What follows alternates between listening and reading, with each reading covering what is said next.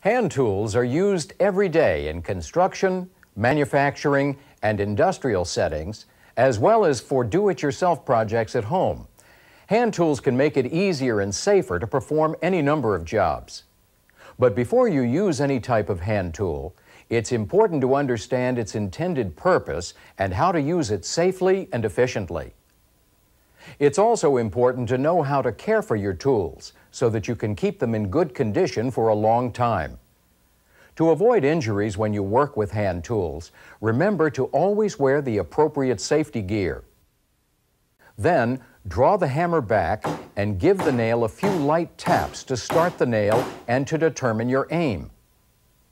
Next, take your fingers away from the nail and drive the nail firmly with the center of the hammer face. Keep your hand level with the head of the nail and strike the nail squarely with the hammer face. If the nail is struck at an angle, it may bend and break. The claw side of the hammer should be used to pull nails out of wood.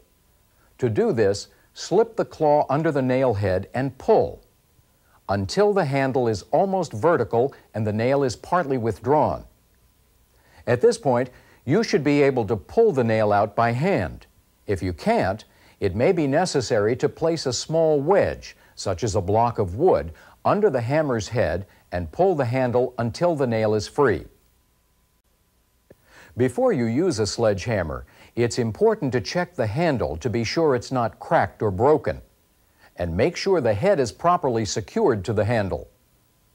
Always wear eye protection when using a sledgehammer, and check your company's procedures to see if you need gloves or any other protective gear.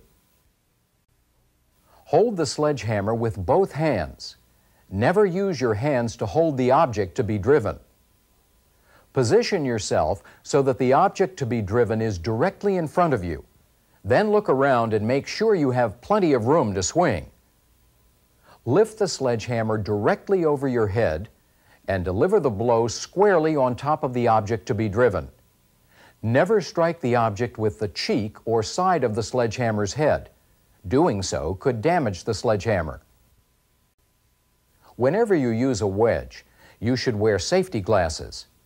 You should also check your company's procedures to see if a face shield is required as well. Before using a wedge, check it to make sure it's in good condition. A wedge often becomes mushroomed or flattened out from wear. If this happens, the wedge should be replaced. To lift with a wedge, position the tapered edge of the wedge at the edge of the load to be lifted. Make sure the load is well supported. Strike the heel or wide edge of the wedge firmly with a hammer until the load is lifted. When using a wedge to separate, place the wedge between two objects and strike it with a hammer. As the wedge moves between the two objects, it should force them to break apart. For this type of job, be sure to wear safety glasses to protect your eyes from any flying metal. Hold the punch with one hand as if you were holding a nail. Then tap the punch firmly and squarely with a hammer. That's really all there is to it. This worker is using a ripping bar to pry apart two pieces of wood. It's important to always use two hands to keep even pressure on your back as you pull. It's also a good practice to wear safety gear when using a ripping bar. It's not uncommon for a piece of material to break off and become airborne. This worker is protecting himself with a hard hat, safety glasses, and gloves. To use a nail puller to remove a nail, drive the claw into the wood astride the nail head. Then pull the handle of the bar to lift the nail out of the wood. If the nail doesn't come out, it may be necessary to place a wedge, such as a block of wood, under the nail puller and repeat the procedure until the nail is removed. In this topic, we looked at several types of hand tools that are used for striking and dismantling. We saw how claw hammers, ball-peen hammers, and sledgehammers are used. And we discussed the use of wedges and punches. We also learned about ripping bars and nail pullers. Now is a good time to try some practice questions. Selecting the right screwdriver for the job is the first step in properly using a screwdriver. It's important to select the screwdriver with the right type of blade for the screws you'll be using. Using the wrong screwdriver could damage the screwdriver, the head of the screw, the job, or you. Once you've selected the correct screwdriver, be sure it's in good condition before you use it. The handle should not be worn or damaged. The blade's tip should be straight and smooth. If it isn't, it needs to be repaired or replaced. You also want to make sure the screwdriver is clean. A dirty or greasy screwdriver can slip out of the screw head or your hands. To use a screwdriver correctly, insert the tip of the blade into the slot of the screw. Holding the screwdriver perpendicular to the work, apply firm, steady pressure to the screw head and turn.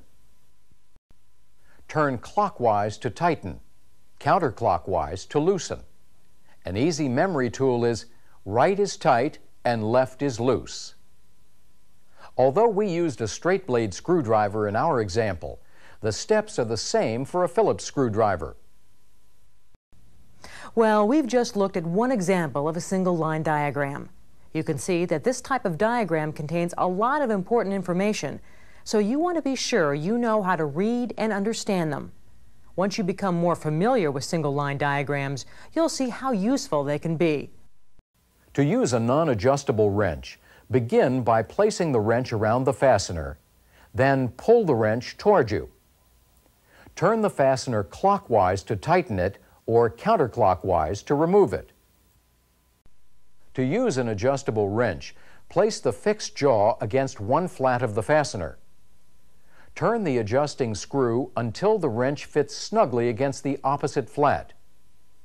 When turning the fastener, you should always apply force against the stationary jaw and always pull the wrench toward you.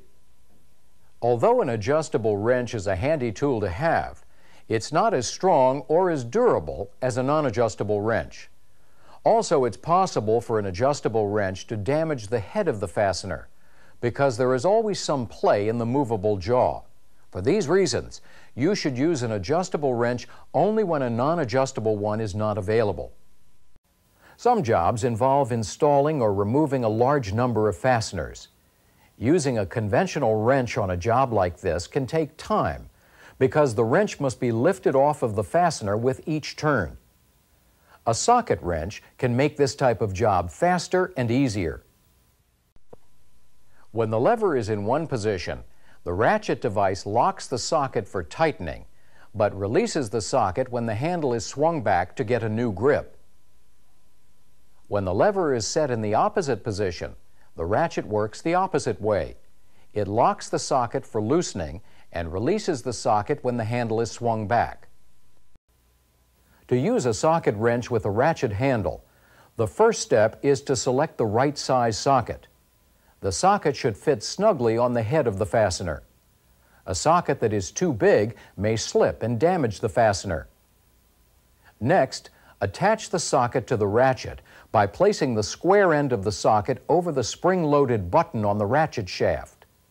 A spring-loaded ball or pin holds the socket in place. Once the socket is attached, place the wrench over the fastener and pull the handle. No matter what type of wrench you're using, remember that it's important to keep it in good condition.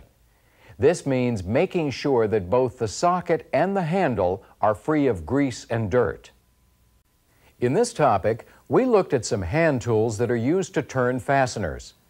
We saw two types of screwdrivers designed to install and remove screws. And we also looked at several types of wrenches. Although wrenches have different designs, their general function is the same, to turn fasteners. Now try some practice questions to check your understanding of screwdrivers and wrenches.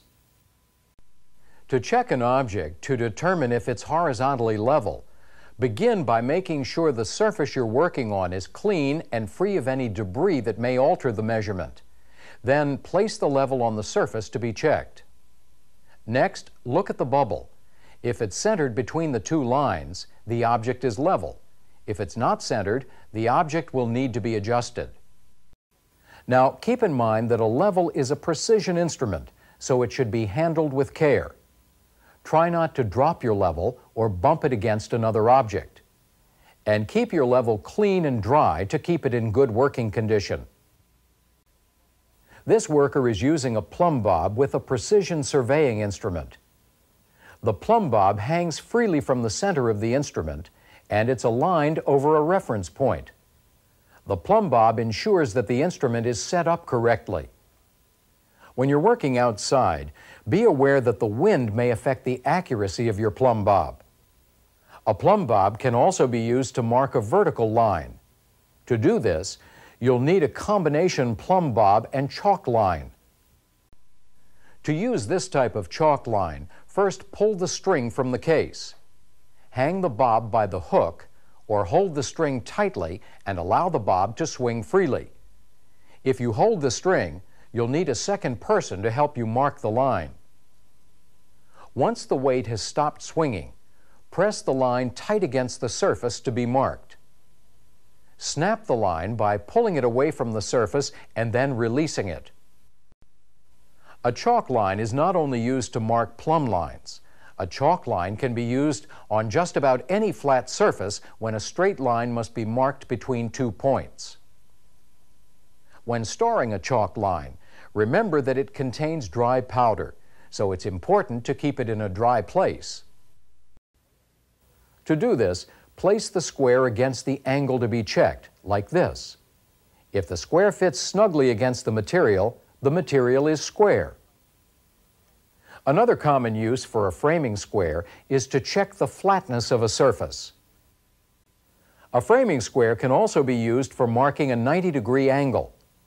To do this, place the square so that it lines up with the bottom of the object to be marked. Mark a line along the edge of the opposite side. The last type of measuring tool we'll discuss is the wooden folding rule. One of the reasons the wooden folding rule is popular is because it's rigid. It's actually several short rigid rules connected by metal or plastic joints. Its rigidity makes it a good choice when measuring short vertical distances. For example, this worker has to measure the length of this compressed air line in order to accurately install a manifold. Another reason the folding rule is popular is because it's fairly light and compact. This makes it handy to carry in your pocket. This folding rule is marked in 1/16 of an inch on both edges of each side. Once the rule or tape is in place, read the measurement by looking straight down at the point to be measured. A reading that is taken by looking at the rule or tape at an angle will not be accurate. If the point to be measured does not line up exactly with any line on the rule or tape, it's usually okay to round off the measurement by taking the reading at the line that's nearest to the point. To maintain a steel measuring tape in good working condition, be careful not to kink or twist the tape. This could cause it to break. Before storing a measuring tape, wipe off any moisture to keep it from rusting, and periodically wipe it with a cloth moistened with oil. You should also periodically apply oil to the spring joints of wooden folding rules. In this topic, we saw hand tools that are used for measuring distances and checking alignment. Levels and plumb bobs are two types of tools that can help you determine if an object is truly horizontal or truly vertical. Squares are typically used for measurement and layout. And rules and measuring tapes are used for measuring and marking distances. Next are some practice questions to allow you to check your understanding of these tools. A handsaw is one of the most common hand tools. The basic function of a saw is to cut. Although there are handsaws for cutting many different types of materials, in this part, we'll look at saws used for cutting wood. Sometimes it's necessary to use a small thin piece of wood to wedge the kerf open and separate the cut pieces. Place the wedge in the kerf just far enough to alleviate the binding without disturbing the uniformity of the kerf. When you finish cutting, place the saw down gently, being careful not to let the teeth come in contact with stone, concrete, or metal. Before you begin cutting, inspect the saw for wear. Make sure that the blade is securely fastened to the handle. Also, make sure that there are no teeth missing and that the teeth are all uniform in shape, length, and direction. Now let's see how to properly use a handsaw. Begin by marking the cut to be made. Make sure the wood is well supported so that it won't shift while you're cutting it. This piece of wood is held in place with 2 C-clamps. Place the teeth nearest the butt end of the saw a fraction of an inch to the waist side of your mark. This ensures that the cut will not cross your mark. With the saw at the appropriate angle, pull the blade toward you to make a groove or kerf. Start sawing using short, even strokes. Increase the length of the stroke slowly as the kerf deepens. As the wood is being cut, the blade may start to bind. This is caused by tension in the wood trying to force the kerf to close, and it can make sawing difficult if not impossible. Files are used primarily for cutting, smoothing, and shaping metal or wood. They can also be used for sharpening other tools. Files are typically made from hardened steel, and they range in length from about 4 to about 14 inches. Before you begin filing, be sure your work is securely mounted in a vise or secured with clamps. If the material is allowed to vibrate while you work, the file's teeth may become dull. Also, it's a good practice to keep your work at about elbow height. If the file you're using has a handle attachment, you should secure it to the file before you begin. The handle will help you avoid injuring your hand. Still, it's a good idea to wear gloves. Gloves can help prevent calluses if you're going to be doing a lot of filing. Stand away from the vise with your feet about 24 inches apart. If you're right-handed, place your left foot ahead of your right. Hold the file in your right hand and the tip of the blade in your left. If you're left-handed, put your right foot forward and hold the file in your left hand with the tip in your right. Hold the tip with your thumb on the top of the file and your first 2 fingers under it. For heavy work, you may need to hold the tip with a full hand grip. Apply pressure only on the forward stroke, keeping the file flat on your work. Raise the file from the work on the return stroke to prevent file damage. When you finish the job, it's a good idea to clean your file before you put it away. You can use a wire brush for this. Brush the file in the same direction as the teeth. Remember that the bristles of the wire brush are steel and susceptible to rust, so always keep the wire brush dry. When you're ready to store a file, put it in a dry place. Try to keep files separated to avoid chipping or damaging them. The wood chisel is used for making cuts in wood by chipping away small pieces. For example, this worker is building a wooden frame. To do this, he'll need to make a recess in one piece of wood and fit the second piece into it. First, he'll measure and mark the wood. Then he'll set the chisel at one end of the mark, with the bevel facing the recess to be made. Next, he'll strike the chisel with a mallet. This is important. Striking a wooden or plastic-handled chisel with a hammer could damage the chisel. Next, the worker will make another cut opposite the first. Now he'll make a series of cuts about 1/4 of an inch apart from one end of the recess to the other. To trim the recessed area, he'll hold the chisel bevel up to slice from the edge of the recess inward. The cold chisel is used to cut or shape cold metal. However, it should only be used on metals that are softer than the chisel itself. To use a cold chisel, position the cutting edge and strike the opposite end with a ball-peen hammer. One of the handiest tools a worker in almost any trade can have is a utility knife. A utility knife can be used for cutting a variety of materials, including cardboard, roofing felt, asbestos shingles, vinyl, sheetrock, and insulation. To accommodate different types of materials, some utility knives have a feature that allows you to lock the blade in several different positions. This allows you to cut materials of different thicknesses. For example, some materials, like this vinyl floor tile, are thin. But this piece of sheetrock is relatively thick. In addition, different blades are available for special jobs. For instance, this hook-type blade is designed to cut materials such as carpet.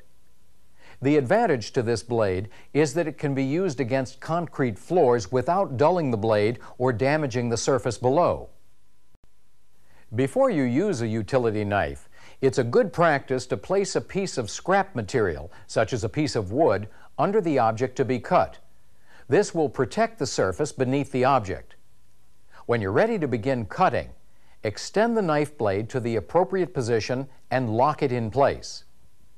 Use the long razor-sharp side of the blade to cut straight lines. Never pull the blade towards any part of your body. Angle your work so that you're not pointing the knife directly at yourself. When you're done, retract the blade and lock it in. To avoid damaging the material you're cutting, never use a dull blade. Although the blades can be sharpened, they are so inexpensive that it is usually preferable to replace them. When replacing the blade, it's a good idea to wear gloves to protect yourself from the sharp blade. Also, be sure to properly dispose of the old blade. In this topic, we discussed some of the most common cutting hand tools. We looked at crosscut saws and rip saws used for cutting wood. We also saw several types of files designed for cutting and shaping wood or metal. Then we looked at two types of chisels used for cutting and shaping wood or metal. And we examined a utility knife used for cutting a variety of materials.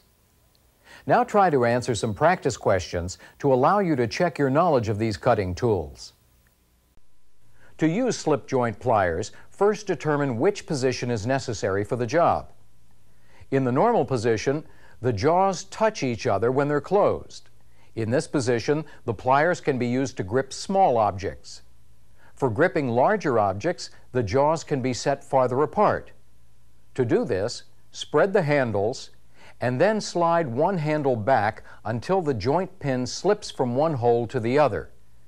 Once the setting is right, place the jaws around the object and squeeze the handles until contact is made. To use these pliers, hold them with one finger positioned inside the handle. This allows you to open the pliers easily. Then grasp and hold the object with a firm, full fist grip. When you use lineman pliers to cut wire, be sure you always point the loose end of the wire down and cut at a right angle to the wire. To keep your pliers in good working condition, oil them regularly to prevent rust. And you can avoid damaging your pliers by never exposing them to excessive heat and never using them as a wrench or a hammer. Before you use a bench vise, be sure it's securely fastened to the bench.